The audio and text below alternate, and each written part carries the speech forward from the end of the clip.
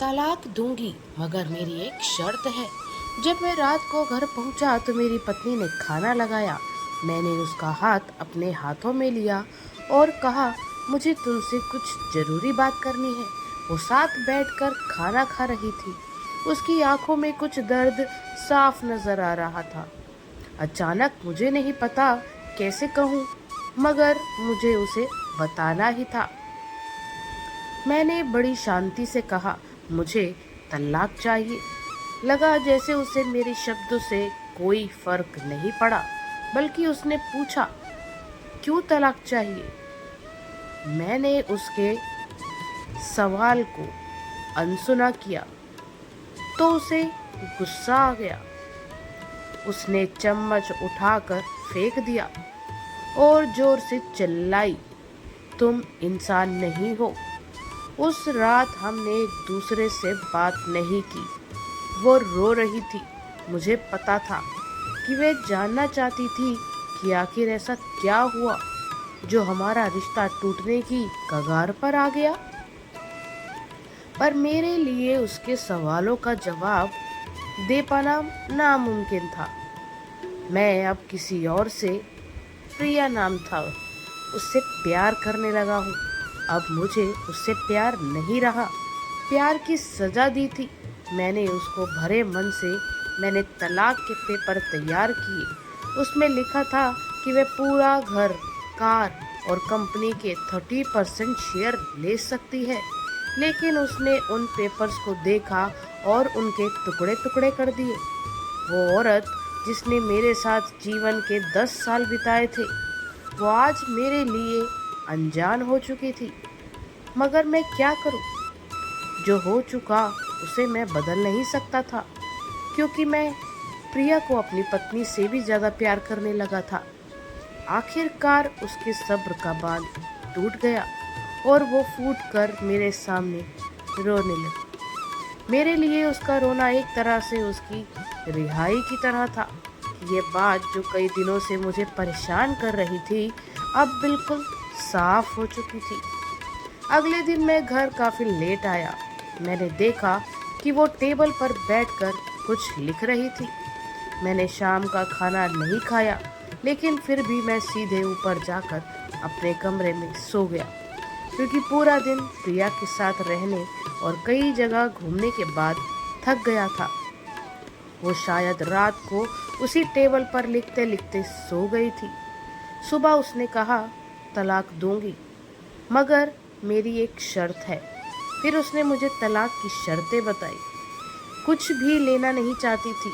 उसे सिर्फ तलाक से पहले 1 महीने का समय चाहिए था।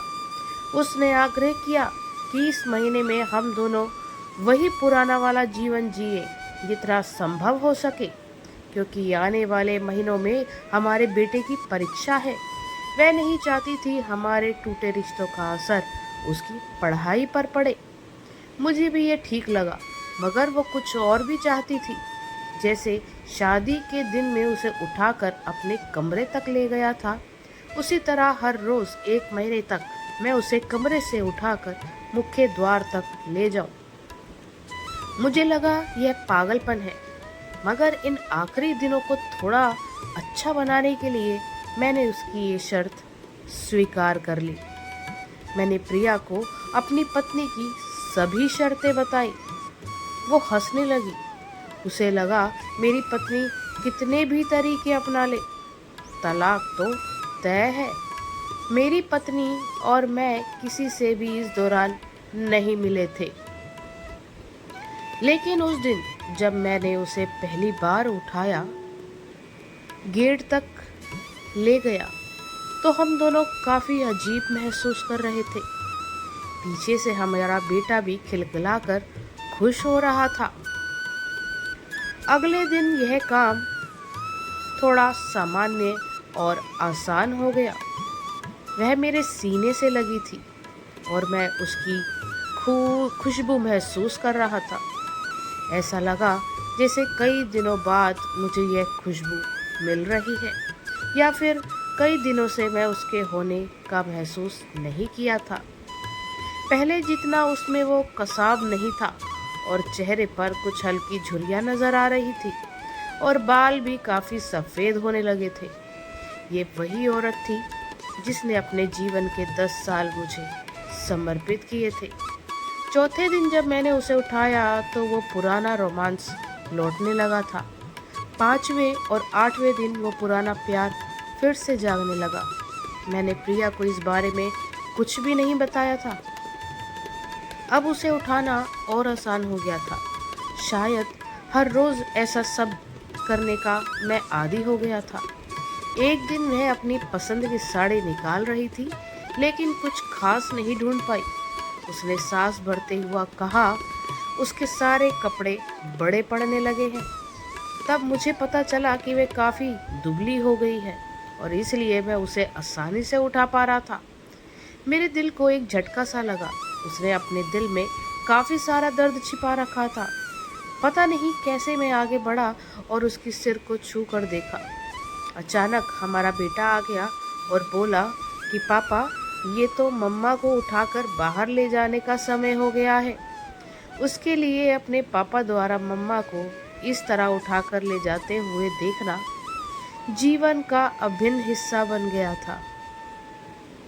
मेरी बीवी ने हमारे बच्चे को बुलाया और जोर से उसे गले लगा लिया। मैंने अपना चेहरा दूसरी तरफ कर लिया। मुझे लगा कि मैं अपना निर्णय ना बदल लूं। मैंने अपनी पत्नी को रोज की तरह उठाया और बेडरूम में सिटिंग रूम लेते हुए हॉल तक लाया। उसने प्यार से अपने दोनों हाथ मेरी गर्दन के आसपास रख दिए। मैंने उसे जोर से पकड़ रखा था, बिल्कुल हमारे सुहाग रात की तरह, मगर उसका इतना कम वजन मुझे परेशान कर रहा था। मैंने उसे उठाया तो मेरे लिए एक कदम भी चल पाना मुश्किल हो रहा था। हमारा बेटा स्कूल जा रहा था। मैंने अपनी कार में ऑफिस गया और कार में से बाहर आ गया। बिना कार को लॉक किए मुझे डर था कि अब एक पल भी देरी कहीं मेरा इरादा ना बदल दे। मैं ऊपर गया। प्रिया ने दरवाज़ा खोला और मैंने उससे कहा, सॉरी प्रिया, अब मैं अपनी पत्नी से तलाक नहीं लेना चाहता। उसने मुझे देखा और मेरे सिर पर हाथ फेर कर कहा, तुम्हें बुखार तो नहीं है? मैंने उसका हाथ हटाया और कहा, सॉरी प्रिया, अब मुझे अपनी पत्नी से तलाक नहीं चाहिए। हमारी शादीशुदा जिंदगी शायद हम दोनों के ध्यान न देने की वजह से बोरिंग हो गई थी, लेकिन इसका मतलब यह कतई नहीं कि हम एक दूसरे से प्यार नहीं करते। अब मुझे एहसास हुआ कि जिस दिन मैं उससे शादी करके अपने घर लाया था, उस दिन से जीवन के आखिरी दिन तक मुझे उनका साथ निभाना है। प्रिया के होश उड़ गए। उसने मुझे एक जोरदार चांटा जड़ दिया। मेरे मुंह पर वह रोने लगी और दरवाज़ा अंदर से बंद कर लिया। मैं सीढ़ियों से नीचे उतरा और आकर अपनी कार में बैठ गया। आगे एक फूल वाले की दुकान पर रुका और अपनी प्यारी पत्नी के लिए एक सुंदर सा गुलदस्ता लिया। दुकानदार ने पूछा कि इस पर क्या लिखना है। मैंने मुस्कुराते हुए कहा कि मैं तुम्हें जीवन के आखिरी दिन तक यूं ही उठाता रहूँगा, मेरी अर्धांगिनी। उस शाम जब मैं घर आया, हाथों में गुलदस्ता लिए, मेरे चेहरे पर एक मुस्कान थी। मैं ऊपर अपने कमरे की तरफ भाग कर गया, लेकिन तब तक वह मुझे छोड़कर इस दुनिया से जा चुकी थी, हमेशा के लिए। वो कई महीनों से कैंसर से लड़ रही थी, लेकिन मैं प्रिया के साथ इतना खोया हुआ था कि कभी ध्यान ही नहीं रहा। उसे पता था कि वह जल्दी ही मुझे छोड़कर जाने वाली है, इसलिए वह मुझे मेरे रिश्ते को टूटने से बचाना चाहती थी।